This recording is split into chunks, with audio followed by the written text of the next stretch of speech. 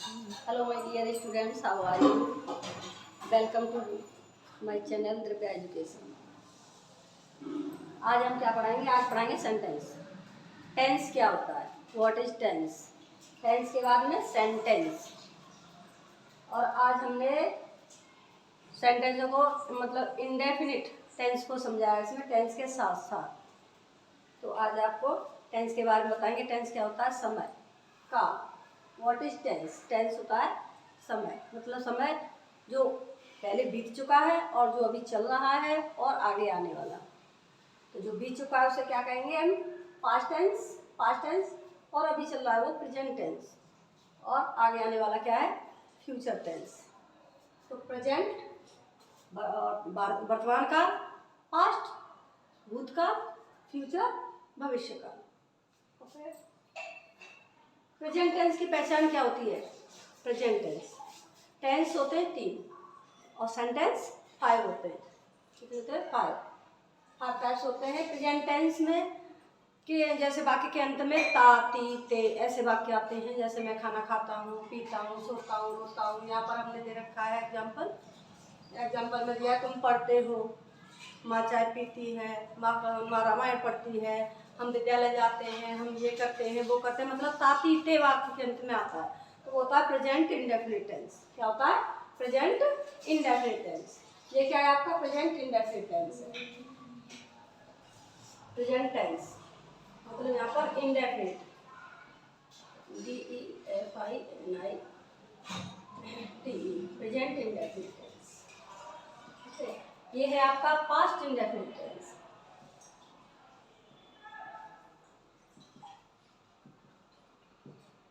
Past indefinite tense. ये है आपका फ्यूचर इंडेफिनिट टेंस।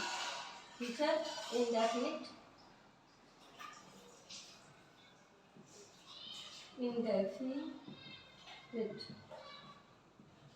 मतलब यहाँ पर आएगा, बीच में आएगा ये इंडेफिनिट, उसके बाद में आएगा टेंस। ओके। बीच में क्या आएगा? Indefinite. Present indefinite tense, past indefinite tense, future indefinite tense. Okay. अब ये हुआ आपका प्रेजेंट इंडेफिनिट। प्रेजेंट इंडेफिनिट का रूल क्या होता है? रूल के आधार पर अगर हम सेंटेंस बनाते हैं तो बहुत आसानी से समझ में भी आ जाता है और इजी से बना भी लेते हैं। सबसे पहले सब्जेक्ट क्या होता है? कार्य को करने वाला, हेड।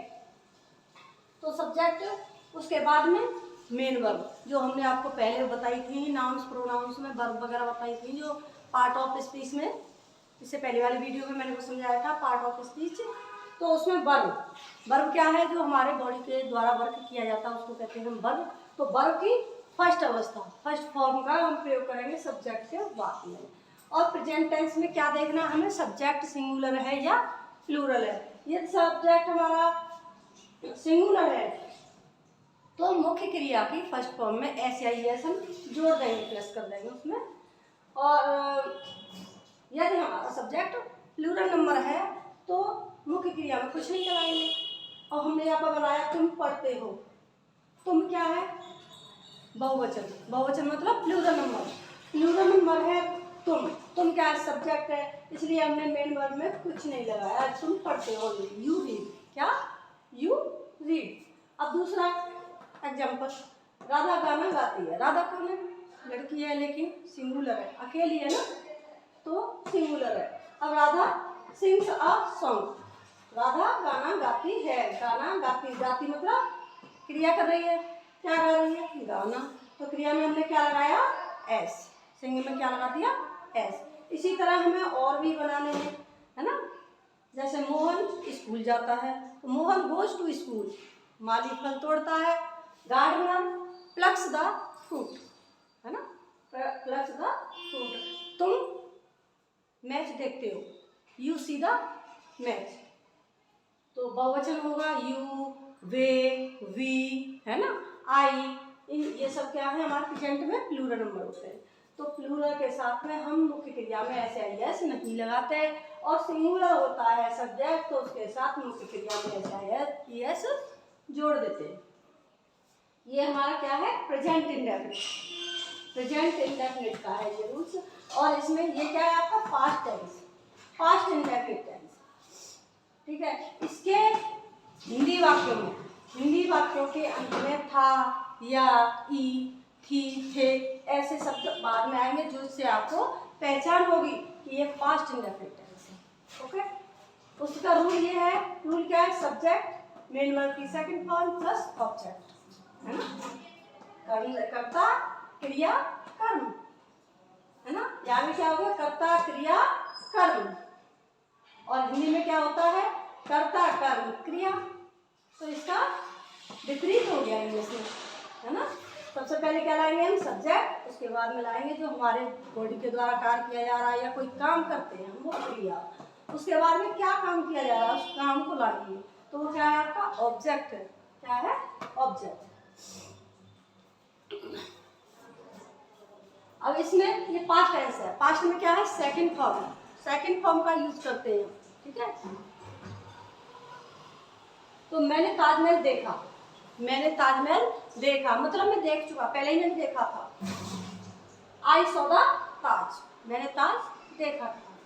आपने चाय बनाई, आपने चाय बनाई थी या बनाई, सी मेड द टी, या she cooked the tea, she made the tea, cooked food के लिए, माँ ने खाना पकाया है, तो मदर कुक्ड द फूड। इसमें हमें ना सिंगुलर देखना है ना ही प्लूरल देखना है, और सब्जेक्ट लगाने के तुरंत बाद हमको सेकंड फॉर्म लगा देनी है। क्या करना है, हमें सेकंड फॉर्म लगा देनी है। इसमें हमें ये नहीं देखना जैसे हमने प्रेजेंट में देखा था ना सिंगुलर एंड प्लूरल, वो चीज़ हमको यहाँ नहीं देखनी है।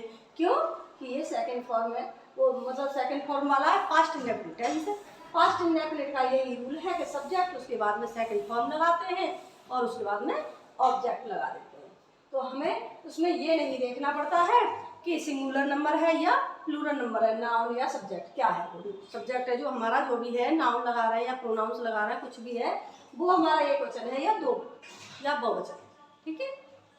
अब इसके बाद में हम चलते हैं फ्यूचर टेंस पर, है ना। ये समझ में आ गया होगा आपके, नहीं आया हो तो कमेंट में आप बता सकते हो, दोबारा से बार बार देखो इसे, ये तो आपके सामने है, ठीक है ना। Future tense, future indefinite tense, future indefinite tense में मतलब हिंदी वाक्यों के अंत में क्या आएगा, उसमें गा गी गे, जैसे मैं जाऊंगा, मैं खाऊंगा, मैं करूंगा, मैं स्कूल जाऊंगा, है ना, या माली फल तोड़ेगा और वो समय धोबी कपड़े धोएगा, इस तरह से गा गी गे बात के अंत में आएंगे इसमें, ठीक है। और इसका रूल्स क्या है, रूल देखो इसका rule, subject plus H B क्या, सहायक क्रिया हेल्पिंग वर्ब, ओके। उसमें विल या शेल का यूज करते हैं। देखिए आजकल जो वीडियो बना रहे हैं उनमें सेल का मैंने बहुत जगह नहीं देखा है, कभी उसमें सेल भी लगाते हैं, वो बिल ही बिल से क्या किए जा रहे हैं, लेकिन इसमें बिल और सेल दोनों ही लगते हैं। सेल का यूज हम कहाँ पे करते हैं, आई और बी के साथ, और बिल का प्रयोग ऑल अदर सब्जेक्ट के साथ, सभी सब्जेक्ट चाहे वो सिंगुलर हो या प्लूरल हो, ठीक है। उसके बाद में मेन वर्ब लगाएंगे, इन दोनों में हमने मेन वर्ब का यूज नहीं किया, इसमें वो सॉरी हेल्पिंग वर्ब का यूज नहीं करा, और इसमें हमने हेल्पिंग वर्ब का यूज करना है, ठीक है। तो इसमें मेन वर्ब फर्स्ट फॉर्म, उसके बाद में ऑब्जेक्ट। अब आपका एग्जांपल, हम स्कूल जाएंगे, है ना, तो we shall go to school, we shall go to school, माँ रामायण पढ़ेगी, तो mother will read the Ramayana, क्या हो गया, mother will read the Ramayana. तो ये तो बड़ा इजी है ये, और ये दोनों ही इजी है, इसमें थोड़ा डिफिकल्ट है बच्चों के लिए। जो आपको ये देखना है कि सिंगुलर नंबर है या प्लूरल है, कौन सा वाला, प्रेजेंट इंडेफिनिट, वो हमें थोड़ा टफ पड़ता है जो फर्स्ट टाइम। बाकी हमको जब लर्न हो जाती है इसकी पहचान, इंट्रोडक्शन वगैरह, तो कुछ भी कोई डिफिकल्ट नहीं है इसमें, बड़े आसानी से आप करते जाओगे। और इसी के माध्यम से आपको जैसे स्टोरी बनानी है, ट्रांसलेट इनटू इंग्लिश, जो इंग्लिश में वो स्टोरी आती है एग्जाम में, तो आपको जब सेंटेंस आएंगे तो आप सब कुछ कर लोगे, और आपको चैप्टर भी बड़ा इजी से लर्न हो जाएगा, उसमें भी रटना नहीं पड़ेगा यदि आपको ग्रामर आती है तो, है ना। इसलिए आज की वीडियो में हम टेंस, और टेंस में भी हमने इंडेफिनिट आपको सबसे पहले बताया है, इसमें टेंस के साथ साथ सेंटेंस, और सेंटेंस में present indefinite, past indefinite and future indefinite. और इससे पहले है आपका सिंपल सेंटेंस, वो सिंपल होता है प्रेजेंट का भी और पास्ट का भी और फ्यूचर का भी, उसको मैं कल बताऊँ, ओके। आज की वीडियो में बस इतना ही, और मेरी वीडियो आपको अच्छी लगती हो तो लाइक, शेयर एंड सब्सक्राइब जरूर करें। बाय।